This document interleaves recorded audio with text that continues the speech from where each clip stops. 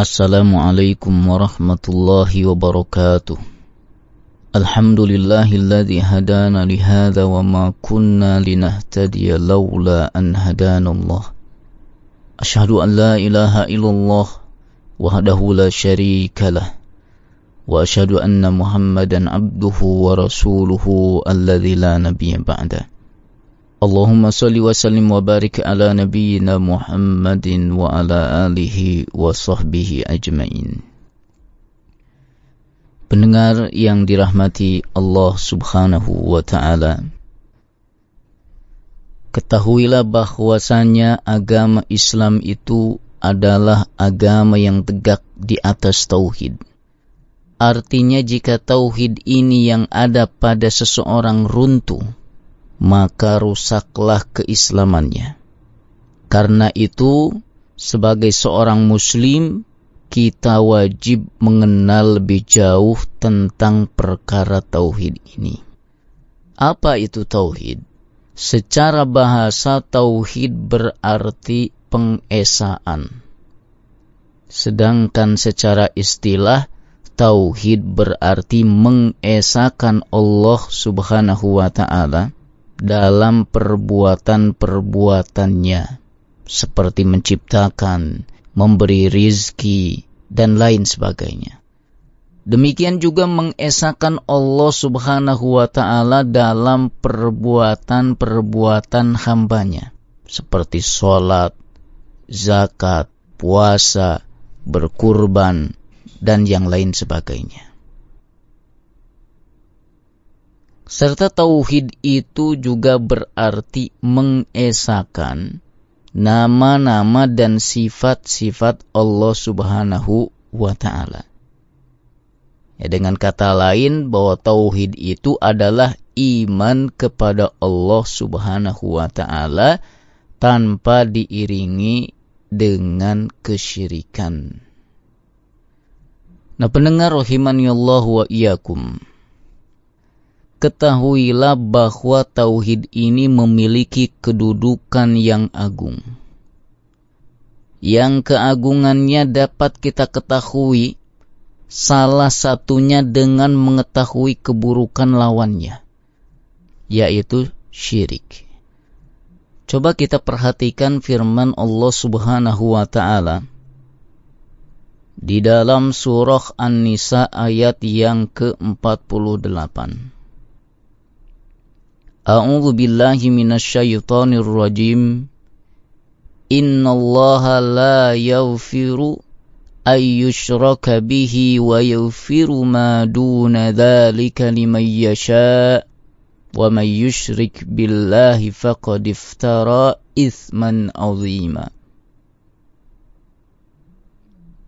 Sesungguhnya Allah subhanahu wa ta'ala tidak mengampuni dosa syirik, dan Dia mengampuni segala dosa yang selain dari syirik bagi siapa yang dikehendakinya. Barang siapa yang mempersekutukan Allah, maka sungguh ia telah berbuat dosa yang besar.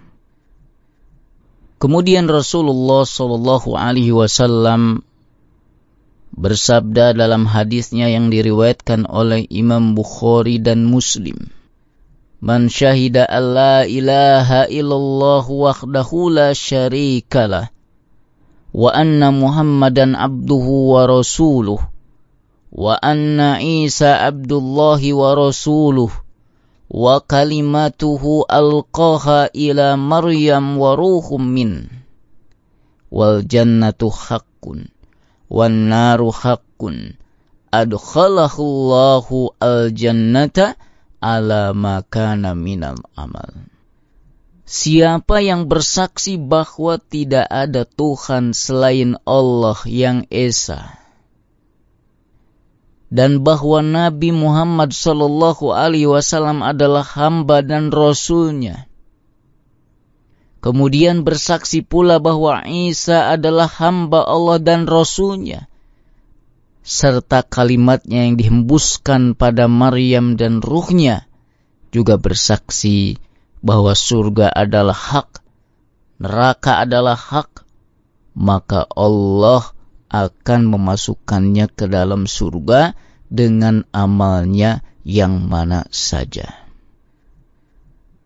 Pendengar yang dirahmati Allah Subhanahu wa ta'ala, berdasarkan penelusuran para ulama terhadap ayat-ayat Al-Quran dan hadis-hadis Rasulullah SAW, nah mereka membagi tauhid menjadi 3 macam. Yang pertama tauhid rububiyah. Yang kedua adalah tauhid uluhiyah. Dan yang ketiga adalah tauhid asma wa sifat. Apa itu tauhid rububiyah? Tauhid rububiyah yaitu mengesahkan Allah Subhanahu wa ta'ala dalam perbuatan-perbuatannya. Perbuatan siapa? Perbuatan Allah Subhanahu wa ta'ala. Di mana banyak sekali perbuatan-perbuatan Allah yang harus kita esahkan. Seperti menciptakan, menurunkan air hujan, dan lain sebagainya. Termasuk dalam kandungan tauhid rububiyah, yaitu bahwa hanya Allah lah pencipta alam semesta dan semua yang ada di dalamnya. Allah juga adalah pemberi dan pencegah, yang menghidupkan dan yang mematikan, yang mengadakan dan yang meniadakan. Dan tidak ada sekutu bagi Allah Subhanahu wa ta'ala dalam menangani itu semua. Nah, kemudian pendengar yang dimuliakan Allah Subhanahu wa ta'ala, termasuk dalam kandungan rububiyah Allah Subhanahu wa ta'ala juga bahwa Allah Subhanahu wa ta'ala adalah penguasa tertinggi. Kekuasaannya tidak ada batasnya, dan tidak ada kekuasaan yang menandingi Allah Subhanahu wa ta'ala. Artinya semua makhluk berada dalam genggaman kekuasaan Allah Subhanahu wa ta'ala. Semua yang dikehendakinya pasti akan terjadi, dan semua yang tidak dikehendakinya tentunya tidak akan pernah terjadi. Tidak ada keinginan yang lain yang bisa terlaksana bila bertentangan dengan keinginan Allah Subhanahu wa ta'ala. Ya, dan tidak ada yang bisa mencegah Allah dari berbuat apapun juga. Selain itu pendengar rahimakumullah, tauhid rububiyah juga berarti bahwa Allah Subhanahu wa ta'ala adalah pengatur dan penentu segala-galanya, raja dan pemilik semuanya. Dan maha suci Allah Subhanahu wa ta'ala dari segala sifat kekurangan dan kelemahan. Jadi tidak ada yang namanya kekurangan, kelemahan pada sisi Allah Subhanahu wa ta'ala. Dan juga tidak ada kesamaan apapun juga dengan Allah Subhanahu wa ta'ala. Ketahuilah bahwa tidak ada satu zat pun yang menyamai Allah Subhanahu wa ta'ala dalam rububiyahnya. Tidak ada yang bisa menandinginya, dan tidak ada yang bisa mendekati derajat Allah Subhanahu wa ta'ala. Siapa yang beranggapan atau percaya bahwa ada zat yang lain yang mempunyai hak rububiyah seperti Allah atau mendekati Allah Subhanahu wa ta'ala, baik seluruhnya ataupun sebagiannya, maka orang itu telah berbuat syirik kepada Allah Subhanahu wa ta'ala, dan telah menjadi orang musyrik yang kekal di neraka jahanam. walaupun berasal dari keluarga muslim, walaupun dia sholat, walaupun dia berpuasa, bahkan walaupun dia berjihad atau berperang melawan musuh-musuh Islam. Nah, hal ini sebagaimana dijelaskan dalam Al-Quran surah An-Nahl ayat yang ketiga. Khalaqas samawati wal arda bil haqqi ta'ala amma yusyrikun. Dia menciptakan langit dan bumi dengan hak. Jadi maha tinggi Allah daripada apa yang mereka persekutukan.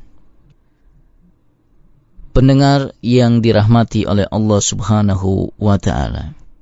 Kemudian yang kedua, dari jenis tauhid ini adalah tauhid uluhiyah. Atau ada yang mengatakan tauhid ilahiyah. Atau juga tauhid ubudiyah.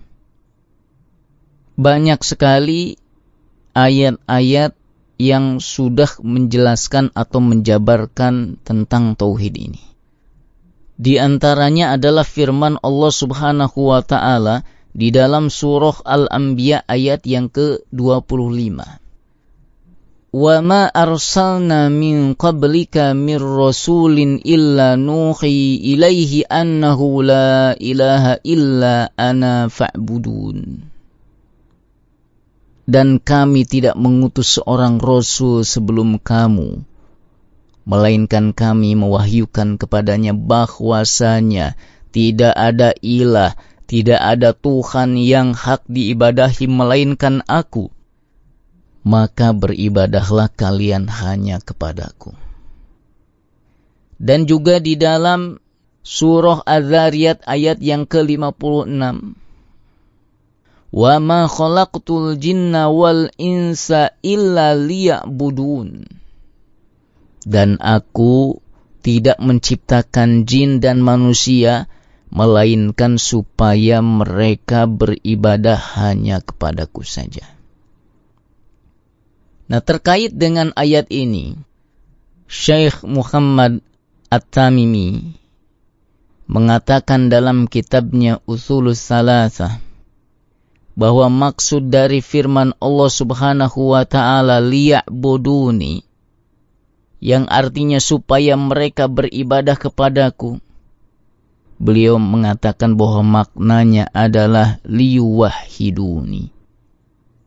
Artinya supaya mereka mengesakanku.